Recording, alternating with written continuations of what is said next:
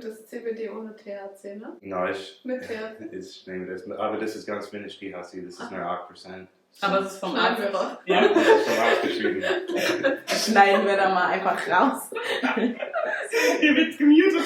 So, jetzt haben wir einen kleinen Wechsel gemacht. Und zwar haben wir James jetzt noch ins Video geholt. Du bist ja auch bei Experience mit involviert und bist ja auch selbst betroffen von der PTBS. Ich bin ein Kriegsveteran. Ich war in Irak von 2003 bis 2004. Und when you're in an environment like that, it's extremely intense.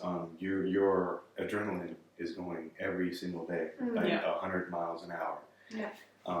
You can't turn it off, and then you witness things. You experience different aspects of war, not just what personally happened to me, but also the civilian population there. That it was basically. It was anarchy for a while, and I slowly started to realize that I think the numbers are around 20 U.S. military veterans commit suicide every single day. Ja, es ist einer der größten Risikofaktoren tatsächlich, um eine posttraumatische Belastungsstörung zu entwickeln. Gehören Missbrauch, Kriegserfahrungen am häufigsten eben dazu leider. So I slowly started to notice that the reason why so many veterans have a hard time coming home is because society can't even deal with the psychological trauma that's there already. Therapeutic sessions with medication, and that's about it. And then you find nonprofits like Monty Roberts' Horse Sense and Healing. It's a great program. I got to participate in that. He invited me back to California. I got to work with a wild Mustang. Beautiful.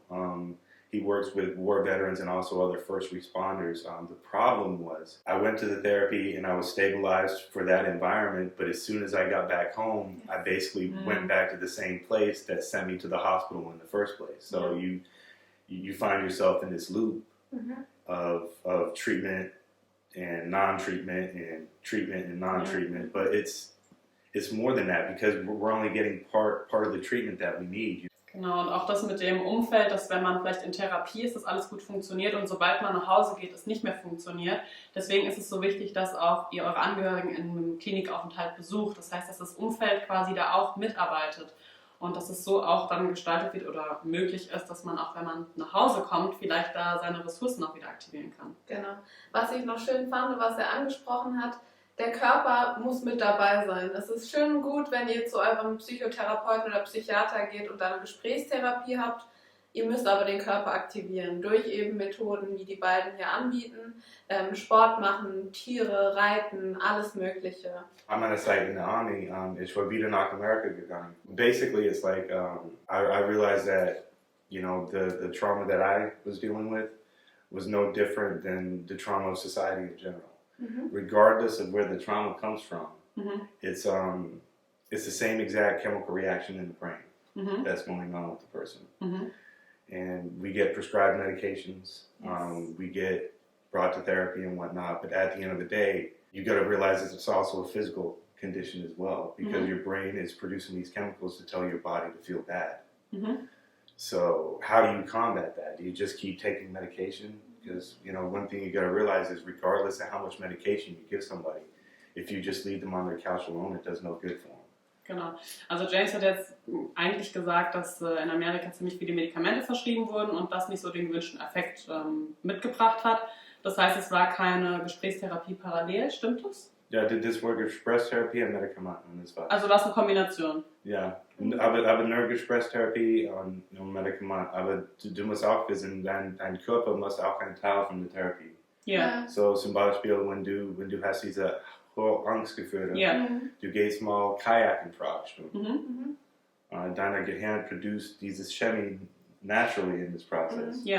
Und du spürst es am Ende dieses Tages. Ja, du bist relaxed, du kannst schlafen und du hast was Schönes erlebt. Den ganzen Tag. Genau, also diese Chemicals, die er beschreibt, ist sowas wie Dopamin oder Serotonin. Wir sprechen generell von Neurotransmittern, die auf natürliche Art und Weise ausgeschüttet werden, aber eben auch durch Psychopharmaka künstlich zugefügt werden können. Es ist wichtig, dass ihr sozusagen auf der einen Seite durch die Gesprächstherapie euren eigenen Neurotransmitterhaushalt anregt und eventuell, wenn es nicht alleine klappt, vielleicht noch eine pharmakotherapeutische Behandlung mitmacht. Jetzt hatten uns ganz viele aus unserer Community gefragt, was mit CBD ist und du hast da ja selber Erfahrungen, sogar sehr positive. Vielleicht kannst du darüber noch mal kurz was sagen. Basically taking every medication on the market. That's how I was able to get into the CBD with my doctor. I've had long conversations with my doctor. We studied different medical studies that are out there.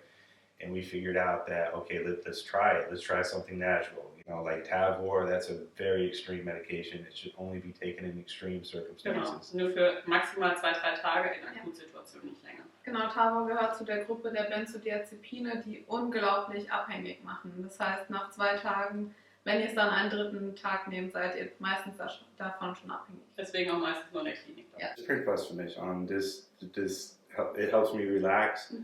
And it helps me to focus. Durch dieses Trauma-Erlebnis, meine Körper spricht immer okay, Angstgefühle. Und wenn dein Körper sagt das, dann dein Gehirn geht in diese Richtung. Yeah. Aber mit diesen CBD-Products und sowas, das bringt mir runter ein bisschen und ich kann besser klar denken.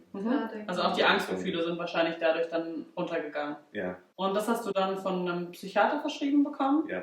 Okay. Und parallel andere Medikamente nimmst du dann? Keine andere Medikamente.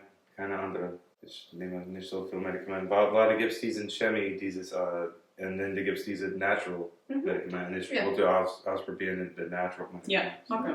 It helps me relax, you know, when your body feels high anxiety every day, your thoughts tend to go that way, and then when you can take a medication that's not dangerous and you're able to, it helps you slow down your thoughts. It helps you focus more on the moment than now. And it's a good medication. Also es wirkt quasi gegen die Angst und vielleicht auch gegen das Grübeln, so diese depressive Verstimmung auch ein bisschen. Muss man natürlich immer schauen, es kann nicht jeder Person verschrieben werden, es kommt immer auf den individuellen Fall an und deswegen lasst euch dann da auch ausführlich von eurem Psychiater beraten. But 1000%, regardless of what medication you give somebody, if you just leave them alone on their couch, it does nothing for them.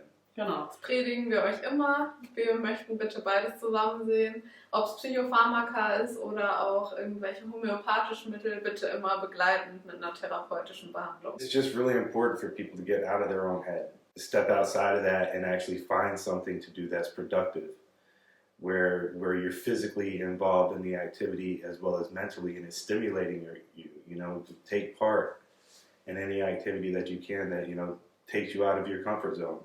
Because a lot of people with this illness, they develop bad habits, and they develop bad structure again, and actually get up and do it regardless of how bad you're feeling.